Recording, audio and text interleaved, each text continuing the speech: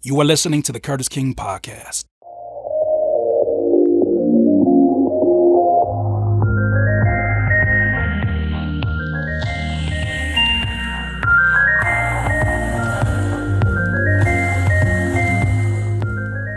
Welcome to another episode of the Curtis King Podcast. If you are listening via the major distributors, whether on Spotify, whether on wherever y'all be listening to it, on Apple Music or Apple Podcasts, I want to say thank you for tuning in. I don't know how you found your way here. Maybe somebody told you about it. Maybe you were just searching for music producer content. Well, this is what we cover. But far beyond just our DAWs, it's really about our mental health. For those of you that are watching here on YouTube, I want to say thank you for continuously supporting this podcast. Because of your support, you help us gain the attention of brands that I have the opportunity to not only be members of, but also be voices for, especially ones that I believe in. You guys know how I get down. But shout out to DistroKid who powers this podcast. And that being said, I want to get into something that I've been reading recently, because I think that it brings us to the topic that I want to cover today, at least in the first half of the Curtis King Podcast. And that topic is the necessity for validation. I think a lot of producers out here, and I thought at first it was just younger producers that are looking for validation, but I think it's all age groups. And I think that it's a problematic thing to pursue from other people. And we're going to get into it in just a second. But let me talk a little bit about what this book, The 5-Second Rule by Mel Robbins. Now, I mentioned, I think it might have been last week or a few weeks before, but I mentioned that there was a lady that was on a show that's on YouTube called Impact Theory, and her name is Mel Robbins. I apologize for not having her name at the top of my brain at that time, but I'll never forget her name now. But she was talking about how motivation is crap and motivation doesn't really hold too much weight. And, you know, it's just literally like a buzzword, or it's a Red Bull that just gives you a little short-term energy boost. But for the long term, you're going to need something more than motivation. Well, she made this book called The 5-Second Rule. And the basic premise, I do suggest reading the book, but the basic premise is this: when you have a necessity to get something done, you have about 5 seconds that your brain goes to work and makes a decision about, maybe sometimes faster than 5 seconds, makes a decision whether or not to do it. So what she has, and at first when you listen to it, it kind of sounds like, 5-second rule, oh my God, what am I, 12? But when you really dig into it, you realize that it's something that's been tested by science, and that when we are in that 5-second window, when we ourselves manually count down 5, 4, 3, 2, 1, and go and say the words go in our head, it does something to where it distracts the brain from all of the prefrontal cortex. We've talked about that before.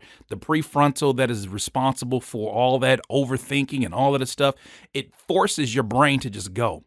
And so I have been doing this 5, 4, 3, 2, 1, go. Today, it's what got me up. My clock is over here now. You probably can't see that, but today it's what got me up at 6:30 a.m. I've been talking about I want to get up, but I go to bed so late with my son, and I've been saying I want to get back up. I want to get my early mornings on again, and everything just hasn't been normal since this whole Corona thing going on. But I've been telling myself that, and this morning I just so happened to wake up 30 minutes before my alarm clock.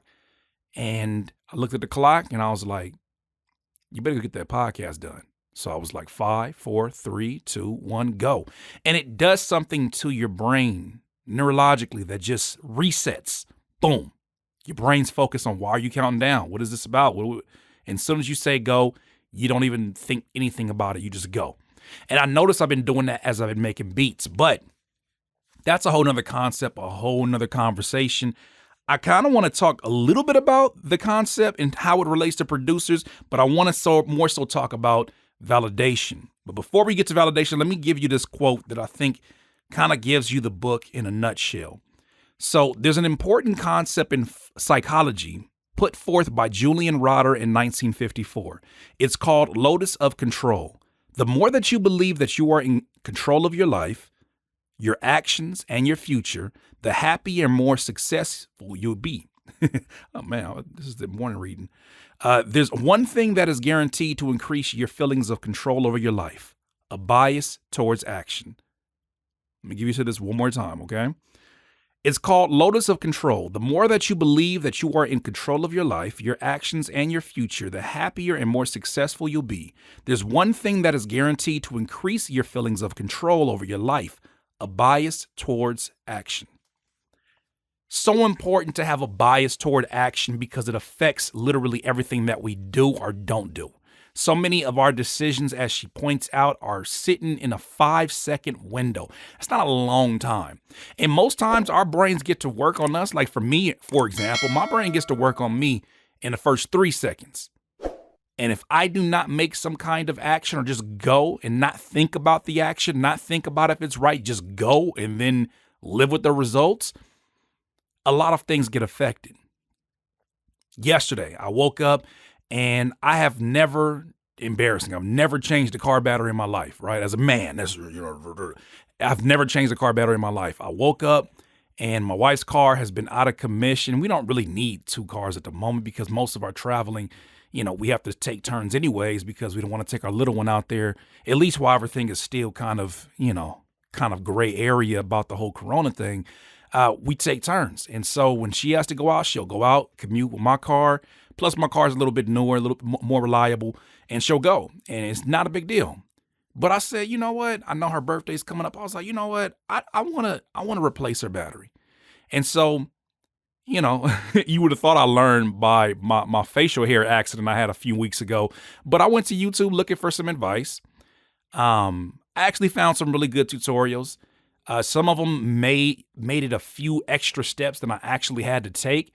And in a 5-second window, I almost made the decision to say, I'll do it another day. And I remembered what I read and I said, nope, 5, 4, 3, 2, 1, go. And then I just got the keys, right? I drove to AutoZone. I didn't drive to AutoZone. I had to take the battery out first. So I actually FaceTimed the homie, oh gosh, who's really crazy in the cars. And I was like, bro, what I got to do?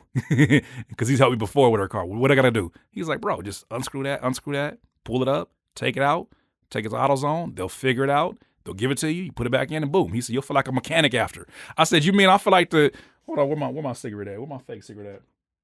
I'll be like this. I'll be like, okay, what you got to do, you got to stop putting that cheap ass gas in that motherfucker. What you got to do is fix the carburetor, right, and the transmission. And you make... I sound like every old school black mechanic that I have come up under. That's what that sound like to me. That's LeBron James with that cigarette in his mouth when he talking about Steph Curry, Cavs and foe. That's what that is coming from. So I told him, and he said, I'm gonna feel like a mechanic after that. And damn sure I felt like a mechanic after I was done. I was like, hey, this is okay. I did that shit. Okay. And so I went down to zone, got the right battery, exchanged it, came back, put it in. But that was all built upon a 5-second decision, a 5-second window. Now, how does that relate to us as producers? Think about us as producers when we're sitting here and we are making beats, and there's so many decisions, micro decisions that we have to make that lead us inevitably to the next step of a beat. And how many times do we kind of talk ourselves out of, or especially on live stream? Now I understand why I did not like at first making beats on live stream before I figured out how to hack my flow state. Because that 5-second window has so many conversations at the same time. It's conversations from my subscribers. It's conversations from people who are just random onlookers. It's conversations I'm even having inside my head, and all of them mixed together is just like, everybody shut up. I can't think. I don't even know if I want to use a snare. And all those micro conversations are having an effect on the first 5 seconds of decision making. And you guys know I've always talked about analysis paralysis. If you get too many decisions, you have too many options, right? If you have too many things that you think you know that you don't want to mess up, and you get all of this information and data, you have analysis paralysis that makes you basically do nothing at all. So that locus of control, that place that is going to make us a happier music producer, it exists, but it exists when we have a bias towards action. That's the first part. Second part, this might piss some people off, and I don't care. It's heartbreaking to hear from so many of you with a creative idea or product concept that are waiting for someone else to validate it. It's so sad because waiting for validation will be the death of your dreams. Let that sink in for a second. If you have an idea for a show or a book and you are waiting for an executive at a TV network or a publishing house to pick you, you will lose. It's like Tom in the bar hoping his soulmate will just walk up to him and pick him, or me waiting until I felt motivated to wake up and get out of bed. Waiting until you are ready will not make it happen. The world doesn't work that way. She also uses the example of that same person that wants to have a TV show, that same person that wants to one day, be picked up by a major television network. She uses the example of they're probably going to get their job or their potential opportunity swiped away by somebody who's on YouTube already making the steps to do it. So the person that wins is the one that has a bias towards action. Music producers. So many DMs of mine right now. I could open up my DMs right now and I could guarantee you in the requests folder, there are hundreds of music producers asking me whether or not they should try something. They're waiting for me to validate whether it is worth their time. Imagine that. And although I understand it and I sympathize with it, I am doing them no justice by responding back to every one of them and saying, go for it, you got it. Because at the end of the day, for whatever level I represent of validity to them, there's going to be somebody that's more valid than me.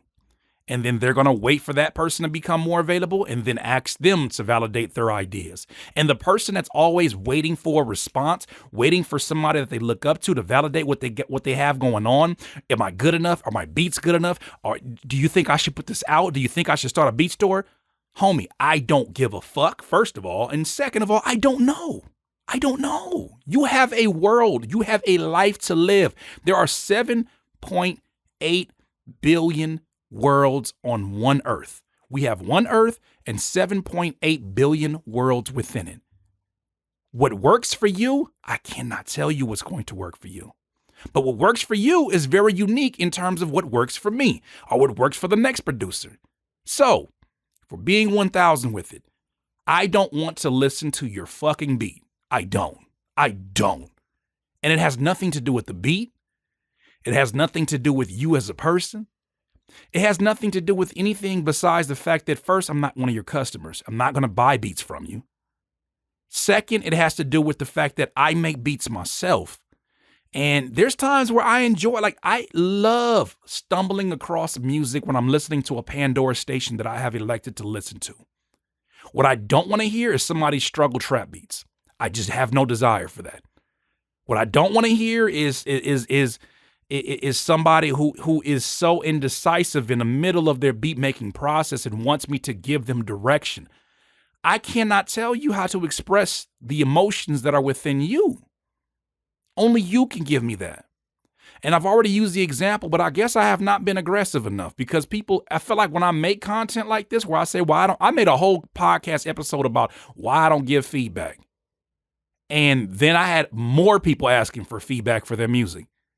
So I need to be a little bit more blunt. I need to be more blunt about that because I don't want to listen. I want your music to come find me. And I'm not that special. I'm just not that special. I'm not that important. I am not that important that you should be sitting around and waiting for an answer from somebody who is, aside from the videos you've watched, a stranger. You don't need me to validate your dreams. You need to validate your own situation. You need to let stats be the thing that validates what's going on, right? A lot of producers will ask me, well, Curtis, am I ready to have my beats sold? You're somebody who has sold beats, so you have a good vantage point. And in that situation, that's where most producers who are in my position start to charge for information, right? I've done it. I've got courses. I've done one-on-one consultations. But one of the things I can't stand about one-on-one consultations is the fact that if somebody's not ready, they're not ready. And they will eat up your time. They will eat up your energy. They won't ask the questions that they really, really want to get to, and then blame you for why things didn't go right. Had that happen recently. I thought it was hilarious. I paid my hard-earned money and shut up. You invested it in yourself. Any money that you invest in yourself is never a waste of money. Unless you think that you're a waste of money. Then I can't help you anyways. At the end of the day, waiting for validation, waiting for a response, waiting for somebody else to tell you that your career is worth it is the reason why things are not going according to the plan, or are going good at all, right? It is so much better to get it done than be perfect. And I'm sorry to sound, if it sounds snobbish, or if it sounds like I'm just a jerk because I don't want to hear your beats and, I show you support. Support ain't got nothing to do with this. Because support to me, I'm sorry. People don't believe this, but I believe support is a one-way street, and that's how it was intended to be. If you support something, you should not support it and have a voice in the back of your head that says, well, I'm supporting, but if they don't support me, I'm not really supporting them anymore. That's not real support, right? I support the Lakers. I'm wearing Lakers shorts right now. They ain't never got to text me and tell me, you know what I'm saying? I'm like imagine if the NBA season's coming back. Imagine I was like, hey, Lakers, why didn't you text me before everybody else that the season was coming back? I'm a diehard. What are y'all doing? Family, they look at me like a damn idiot, because I would be an idiot. That's not, what kind of logic is that? Why do I feel entitled to that kind of treatment? Because I support them? No, I support them because I support them, because I like them, whether or not they acknowledge my existence. I've talked about this before. Right? I am becoming over the years, and it hurts me to say it, but it was after he had passed, one of the biggest Jay Dilla fans you'll find. But I don't need the estate to acknowledge the fact that I'm a sample-based producer in 2020. That sounds utterly ridiculous. Self-centered. Right? And I just think about it, and I realize there's a lot of people who have that as their default. And at the end of the day, none of us know what's going to work for you. None of us, no matter if we think, I could think something is tight. Doesn't matter. If people don't feel that your beats are a necessity because it's already flooded with the same exact sounds, the same exact format, the same exact arrangement, it doesn't matter. They've already told you what your value is to the market. If you plan on selling, because it's not we make beats and we get to figure out manipulative strategies to make people buy from us. No, they make a solid decision of, do I need this in my life right now? If they so happen to choose yours and see the necessity in it, cool. If you so happen to fulfill a void and you figure that out through the process of putting your music out and not waiting, 5, 4, 3, 2, 1, go, put it out, even better. Because then now you know what to double and quadruple down on. But I can tell you right now, most of my producer brothers and or sisters are having issues because of the necessity in their life, or the viewpoint that validation is so important. And I know it is important to a certain degree for our self-esteem and for our confidence. I mean, who doesn't want to be told? I know I wanted to be told early on that I was on the right path. But I'm telling you right now, this is one of those things where I have a responsibility, if anything, because of you're consuming my content, to push your ass in the water. Fuck what I think about your music. Fuck what anybody else thinks about your music. 7.8 billion people on the earth. You don't think some of them got a shitty taste in music? Even if you're terrible. Let's just say the ridiculous notion of you sucking at music is true. You're terrible. You're whack. You're garbage. You're basura. Let's just imagine that's the truth. There are 7.8 billion people. You think all of them have a great taste in music? Think about that. You think all of them have a great taste in music? So there's an audience for what you're doing. You just have not found them yet. And chances are you're not finding them because you're looking in the wrong direction. And you're looking for validation from people who are not looking to pay for your music. Those are two things I want to talk about in the first half of this podcast because I feel like they're very important. And why you digest that, Curtis, man, why you so doggone vulgar this morning? I don't care. Why you digest that, please sit here for a message from my friends at DistroKid. I'll see you in a second. Music producers, something I talk about pretty frequently is the necessity of having multiple streams of revenue as an independent music producer. Not only for when you're actually producing, but what about those days after you stop producing? You got to make sure that you have streams of revenue that are going to live on even further than your current career. That being said, one stream of revenue that I think gets often overlooked is music distribution, aka streaming. Getting your music on Apple Music, getting your music on Spotify, etc., etc. Now, the number one spot that I go to make sure that I distribute my music properly and ensure that I get my music to every store possible is DistroKid at distrokid.com. I know you've heard me speak about it multiple times on my YouTube channel, but I gotta tell you, there's a reason why it's the number one that I go to. For $19.99 per year, I can upload an unlimited amount of music throughout the year. As producers, you know we make an abnormal amount of music in comparison to songs that get created, so it's important that you use this as a consistent stream of income. If you'd like to sign up to DistroKid today and get your music to every major distributor, go to distrokid.com/VIP/Curtis King to get 7% off. Okay, major shout out to DistroKid. So, next on the itinerary is a discussion, really brief discussion about one of the members of my sound design company, Slap Experts, releasing his first official guitar pack today. The homie YLM. Before he was a part of Slap Experts, he was a part of my private community, which, by the way, just surpassed 1,000 members. Whoa! Before that, he was one of the members of Curtis King TV, which is now Curtis King University. Before that, he was one of my subscribers. He was just like one of you, just out here watching the content, absorbing it, seeing how any of it relates to your life and your journey, and doing something with it. And, beyond just being a really, really crazy, really dope and nostalgic and serene, laid back guitar player, he's also a beast at SEO. And so there's so many folks that I meet that have these talents that are just beyond music that's what I'm so intrigued by. But very multi-talented individual, really good dude. And we had an opportunity to chop it up just about things in the world that are going on, chop it up about, his first sound pack. And it got me thinking. I was like, man, YLM is based in the UK. Our members are based really all around the world. And, in a lot of ways, I feel like we represent sort of that future that a lot of people talk about, right? You got a variety of races, a variety of regions that folks are from, a variety of styles of music. And, all are good people. That was one of the main things when I put this team together, that I think that in the past, as I built teams, I built them in the past more so off of friendships, more so off of, accessibility, more so off of, things that were outside, or I guess more so music based, and not necessarily how do we work with each other. And now, being older, I can look at how I'm building this team and realizing there's a reason why there's such great success for us in the first 6 months.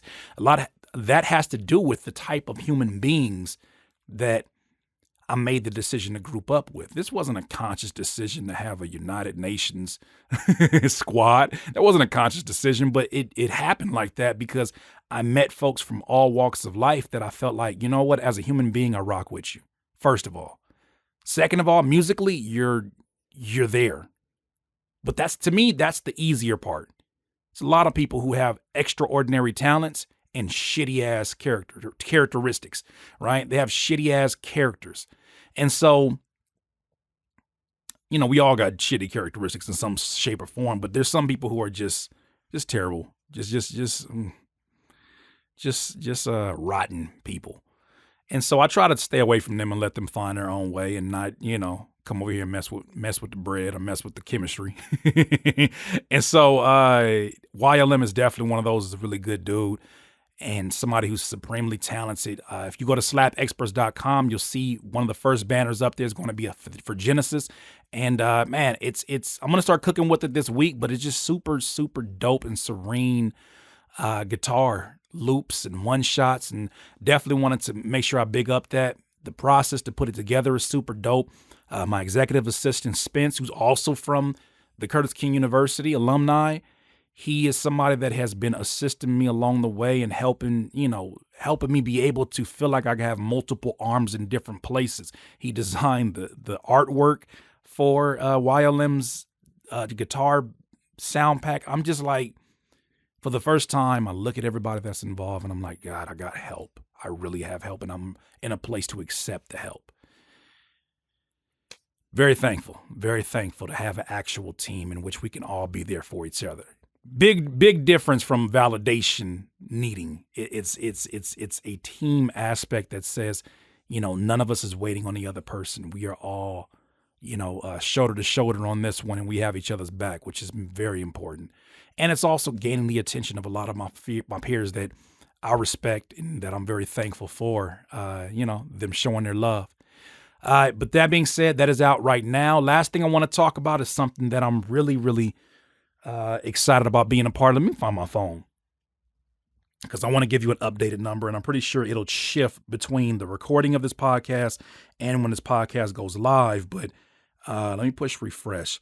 So you guys know the story. The homies at Cymatics, Drew, Steven, and some behind the scene folks like Jordan.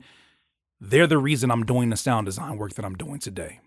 I think that a lot of folks have their perceptions of people, and we all do. I have my perceptions of them before I met them. I didn't know what they were all about. I knew that they were very successful in what they do.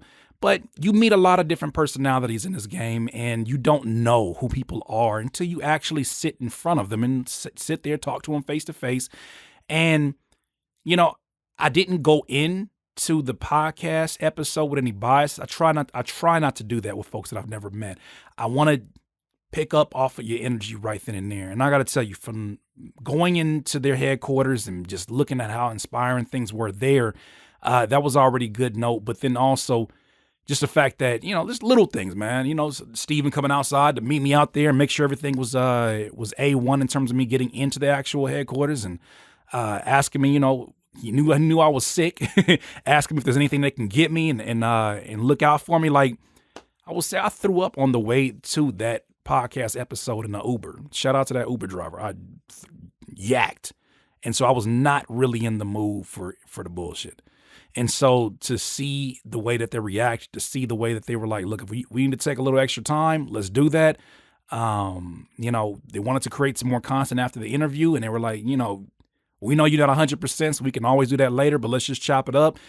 And the amount of game and information they gave me in that process in a very short window of time just blew me away. Because it's like, I'm really a stranger if you think about it.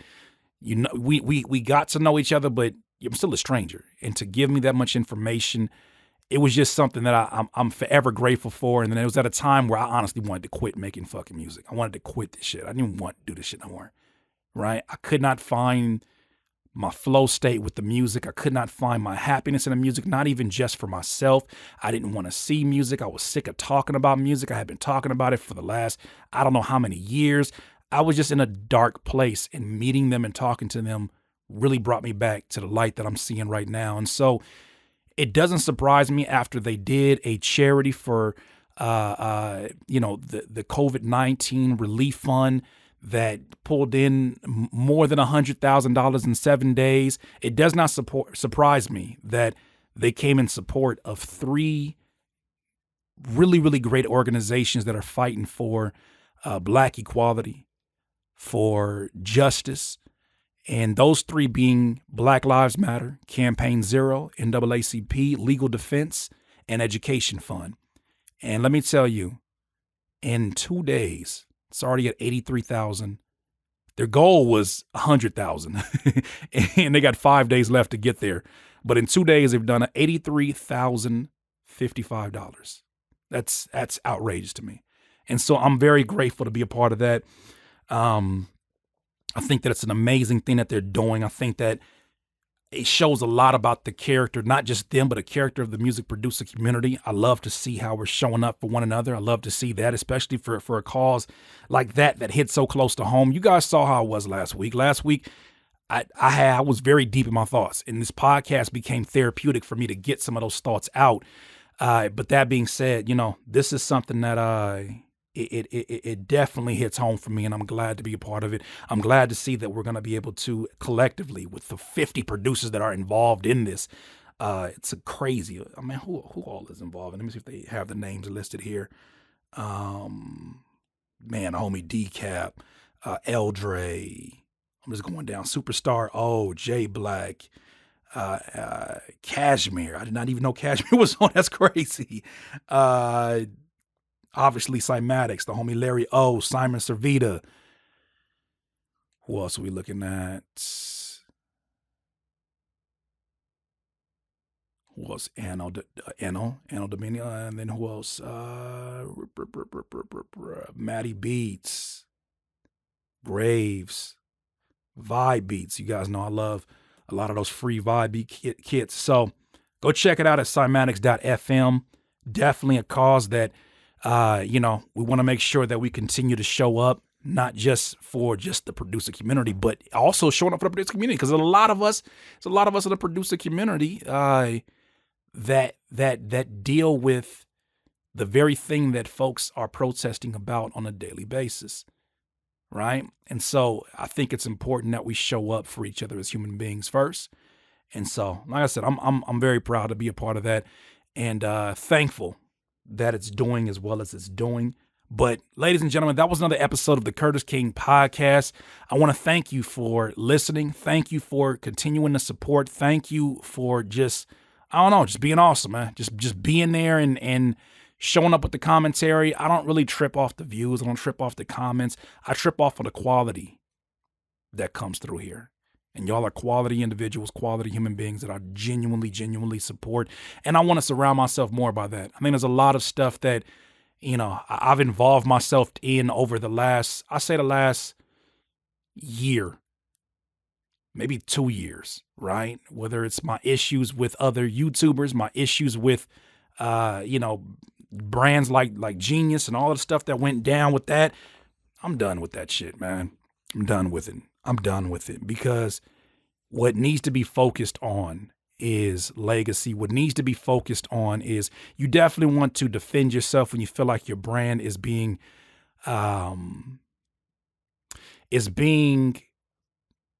put in a light that is not representative of what it is. You want to be able to defend yourself and talk when people are talking crazy about your brand, but at the same time, not every war is worth it, especially when you know the source of the energy. When I know why you feel a certain way, I can get off of it. I can move away from it. You can say whatever you want. Words are words, but it's the action behind it that's more important to me. And so as I move forward with everything, I need to center focus on the things that I actually want to get accomplished, because it's so many things. And, a lot of this stuff slows it down. But at the end of the day, as long as you know a man's heart, man or woman's heart, that's all you need to know, right? We're all bound to make mistakes. We're all bound to do things. But at the end of the day, if I know your heart, that's more important than anything else. So in this life, you will not be full of life until you decide to live life to its fullest. If you are watching this on YouTube, make sure that you subscribe. If you're listening to this on the podcast distribution format, go ahead and subscribe. Make sure that you get the notifications on so you know when it's time for a new episode. But outside of that, I want y'all to stay productive. I want you to have a bias towards action. Keep working. 5, 4, 3, 2, 1, go. Don't even think about it, my friends. This is the Curtis King Podcast. Have a good one.